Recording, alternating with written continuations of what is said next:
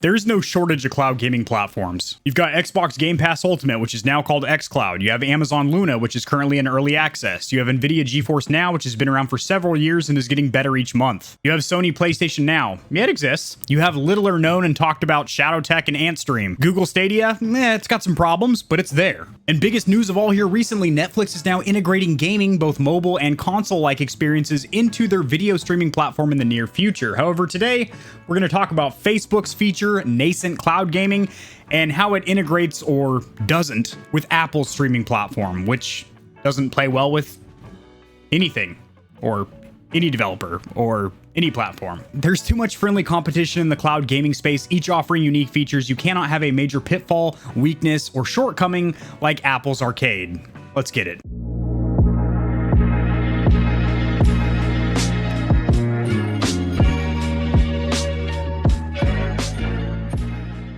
Alrighty guys, share my screen over here. This article will be cited or sourced down there in the description below, and it is from today. Before I read this article, I do want to say real quick that no matter how you feel about cloud gaming, it is going to be a major part of video gaming in the near future, within the next 3 to 5 years, as it is already now, starting to become a major factor, a major player, no pun intended, in the video game realm. Do I think that is ever going to be the end-all be-all of gaming? Do I ever think that physical hardware is going to completely die out? I would have to say no, at least not for the foreseeable future. However, there are a ton of pros to cloud gaming, especially with fast home internet becoming more readily available in North America, Canada, Australia, and other parts of the world. But having gotten my personal feelings about cloud gaming out of the way, what are we talking about here today? Well, starting Friday, I don't know why they don't just say today, because it says July 23rd is when this article came out. That's today. It's Friday. Starting today, Facebook is bringing its nascent cloud gaming service to iPhones and iPads through a web app people will be able to add to their home screens, like a native app that you can tap on your phone. The site will allow you to play simple web games like Solitaire and Match 3, and then stream more graphically intensive titles like racing games. They're not talking about Forza or Gran Turismo here, boys. They're talking about mobile games like Asphalt and Real Racing 3.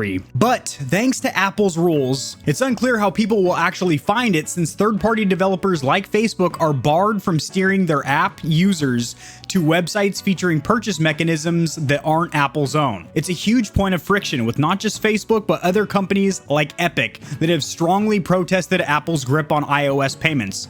Not just protested, there was a major lawsuit going back and forth between Epic Games and Apple due to them not integrating Fortnite. iOS was the only platform that Fortnite was not supported on. You can literally play Fortnite on a baked potato or that pager you find in your dad's drawer. Facebook's library of web games, which include HTML5 games, so again, very basic games, just kind of little time wasters and stuff that you can play on Facebook with your friends, alongside more advanced titles, again, mobile style, nothing too crazy. We're not talking about console or PC level games here, that stream directly from the cloud, use the social network's custom payment system called Facebook Pay to accept in-game purchases. Now, Facebook's decision to bring its game platform to iOS via the web mimics the approach of Amazon and Microsoft, which have also released, this is where it gets complicated, but I will do my best to break it down for you guys, progressive web apps, or PWAs, for their own respective cloud gaming services to get around Apple's App Store rules.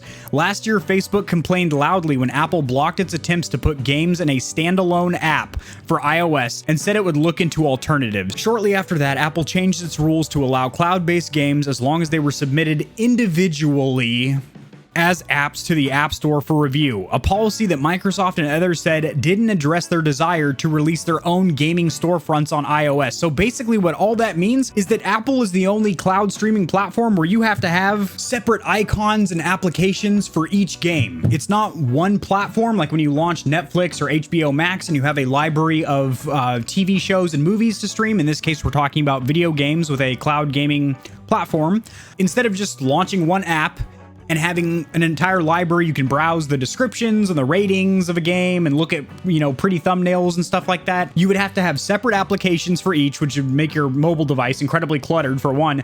Two, that would actually take up more space on your mobile phone. Yes, I get it as cloud. Yes, I get it as a cloud service, but those are still individual apps that you do have to have assets and media caches for each one. Just a huge waste of space on whatever device you're on, whether it's a phone, tablet, or if this is available on PC as well, it would still be an issue. And it's just cluttered and not well organized. But on top of that, a lot of games use in-game purchases such as skins or weapon packs, stuff like that. Warzone does it, Fortnite does it, basically all free-to-play multiplayer games. But basically, to purchase any of those through the iOS streaming platform, Apple Arcade, you would have to launch a third-party window, another pop-up box, go through that whole payment method, and then go back into your game. So it's just extra steps to buy your skins. Isn't a great way for them to monetize, because most people, if they have to go through a complicated sales funnel like that, they're not going to want to purchase whatever overpriced skin you're selling anyway. It's a stupid ass business model. And those are just the issues for us, the user, the consumer, the gamer. But as far as game developers and app developers, it's also no better on their end. We've come to the same conclusion as others. Web apps are the only option for streaming cloud games on iOS at the moment. Facebook VP says this: as many have pointed out, Apple's policy is to allow cloud games on the App Store, but doesn't allow for much at all. Apple's requirement for each cloud game to have its own page, go through its own review, and appear in search listings defeats the purpose of cloud gaming. Again, having a streamlined library where it is easy to navigate and games are more discoverable, because you can be like, well, I feel like playing a racing game right now, and it'll give you a whole list of racing games. Not like that. These are all standalone individual apps. These roadblocks mean that players are prevented from discovering new games, playing cross-device. That's another thing that Apple has extremely in common with Sony PlayStation. The Sony PlayStation division is they don't enjoy crossplay. They've been blatantly open about it.